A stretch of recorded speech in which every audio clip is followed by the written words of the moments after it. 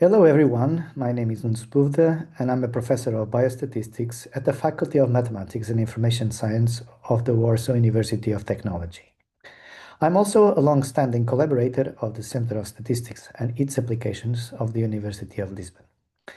In this video, I will present my work entitled Cutoff-free Approach for Sero-epidemiological Analysis of Infectious Disease. This research was presented at 2025 Congress of the Portuguese Statistical Society and was conducted as part of the PV-Statement project funded by the European Union. Before I begin, I would like to clarify that the views and opinions expressed in this video are my own and do not necessarily reflect those of the agencies funding the PV-Statement project. So, what is the PV-Statement?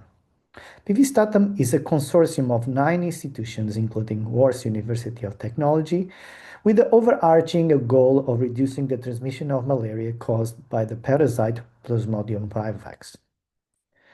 To achieve this goal, the consortium is conducting 2 clinical trials, one in Ethiopia and another one in Madagascar, where individuals suspected of latent infections receive preventive treatment. What's innovative about this project is the decision to administer preventive treatment is guided by a machine learning algorithm trained on serological data from 8 antibodies.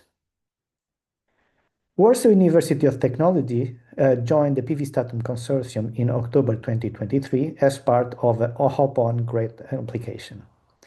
In this project, we have 4 main objectives, including the development of a new R package for processing serological data. Today, I will focus on our progress towards the second objective, developing new models for serological data analysis. Specifically, I will discuss how to apply cutoff-free statistical methods instead of traditional cutoff-based approaches. To illustrate our ideas, I will use freshly generated data from a cluster-based cross-sectional survey conducted as a baseline study. This study was carried out last year in 3 communes of the Mandoto district in central Madagascar by our colleagues at the Institut Pasteur of Madagascar.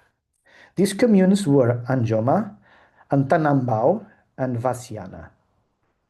The survey included over 3,500 individuals of all ages. For this video, I'll focus on a subset of the data, uninfected individuals aged 1 to 65 years of age. The sample size is approximately 3,000 individuals, evenly distributed across the 3 communes. Rather than analyzing all 8 antibodies used in the PV-Statement trials, I will concentrate on those targeting the erythrocyte binding protein, EBP.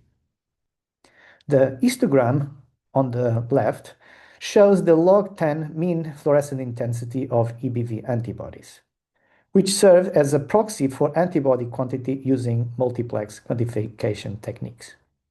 As shown, there is a prominent peak at the lower end and possibly a second peak at the higher end of the scale.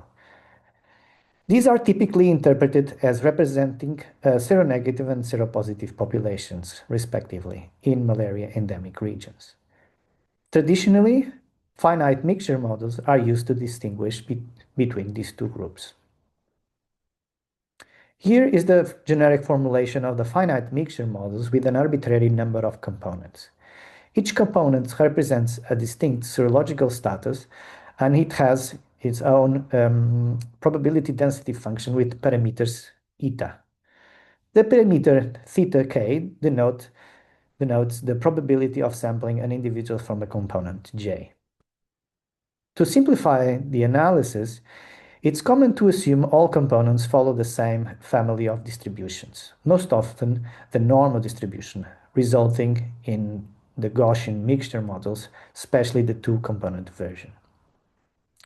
Last year, my former PhD student, Tiago Domingues, Professor Helena Mourinho, and I proposed using skew normal and a skew distribution to model each component.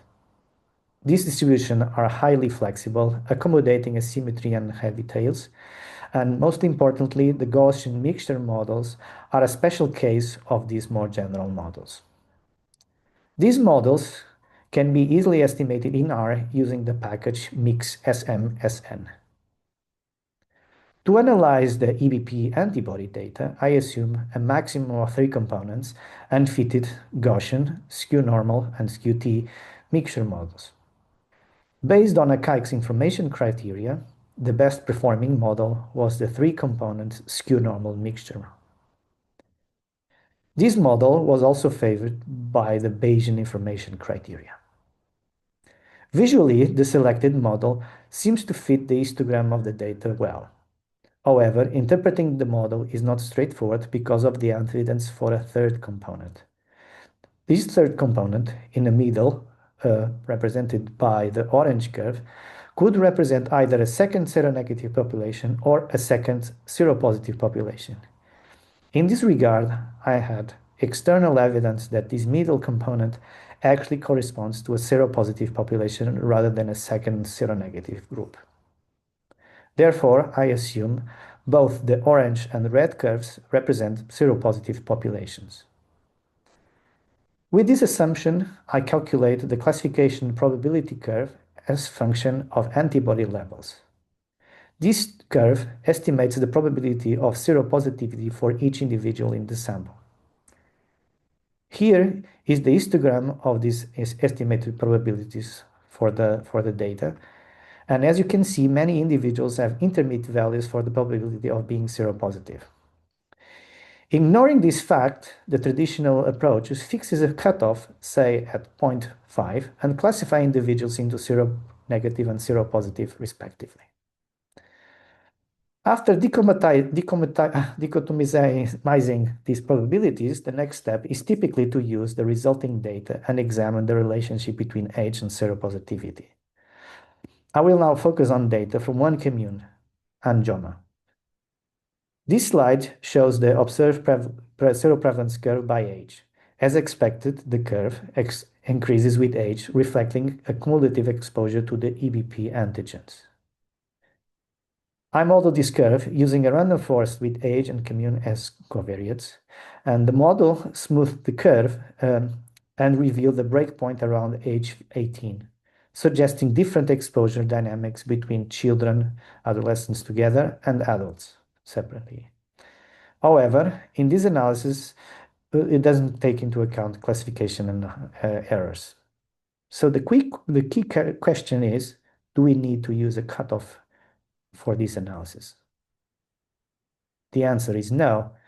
Instead, we can use the estimated probabilities of seropositivity and model them directly with the random forest. Visually, the model fit is quite similar to the previous one based on a cutoff for seropositivity. However, when comparing predictions, the cutoff-free approach tends to yield a higher seroprevalence curve than the one based on a cutoff. In conclusion, skew-normal and skew-T mixture models are excellent candidates for serological data analysis due to their flexibility. By using estimated probabilities rather than fixed cutoffs, we account adequately for classification uncertainty of serological status of each individuals. And although illustrated with malaria data, this cutoff-free approach is applicable to serological data from any infectious disease. And to finish this video, I would like to thank everyone who contributed to this work. In particular, I'm very grateful to the team at the Pasteur Institute of Madagascar for their effort in collecting and generating the data and for generously sharing it with me. And thank you all for listening.